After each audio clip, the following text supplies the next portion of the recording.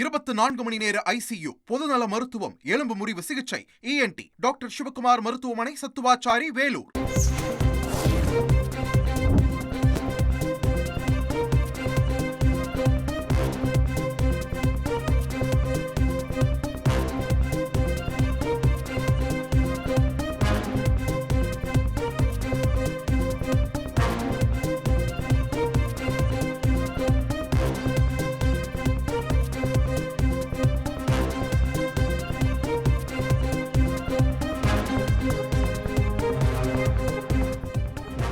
கூட்டணி குறித்தான கருத்துக்களை தவிர்க்குமாறு தன்னுடைய ஆதரவாளர்களுக்கு வேண்டுகோள் விடுத்திருக்கிறார் முன்னாள் முதலமைச்சர் ஓ பன்னீர்செல்வம்.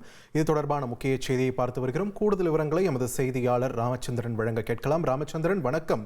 முன்னாள் முதல்வர் ஓ பன்னீர்செல்வம் வேற என்னென்ன வேண்டுகோள்களையும் அறிவுறுத்தல்களையும் தன்னுடைய ஆதரவாளர்களுக்கு விடுத்திருக்கிறார்? விரிவா பதிவு பண்ணுங்க.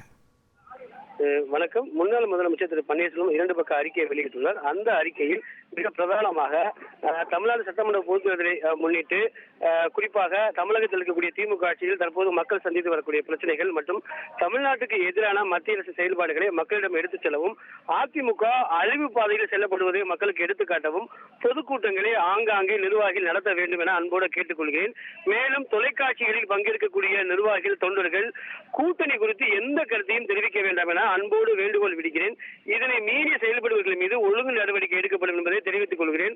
அது மட்டுமல்லாமல் கூட்டணி குறித்த முடிவை தலைமை முடிவு செய்யும் என்றும் மாவட்ட செயலாளர்கள் உள்ளிட்டோர்கள் கருத்தை கேட்டு கள நிலவரத்தை ஆராய்ந்து அதற்கு ஏற்ப தக்க நேரத்தில் உரிய முடிவு எடுக்கப்படும் என்றும் அன்புடன் தெரிவித்துக் கொள்கிறேன். ஆகையால் கூட்டணி குறித்து விவாதங்களில் பங்கேற்கக்கூடிய நிர்வாகிகள், தொண்டர்கள் எந்த கருத்தையும் தெரிவிக்க வேண்டாம், மீறினால் அவர்கள் மீது நடவடிக்கை எடுக்கப்படும் என்ற எச்சரிக்கை விடுக்கும் வகையில் திரு பன்னீர்செல்வம் அறிக்கை வாயிலாக தெரிவித்துள்ளார்.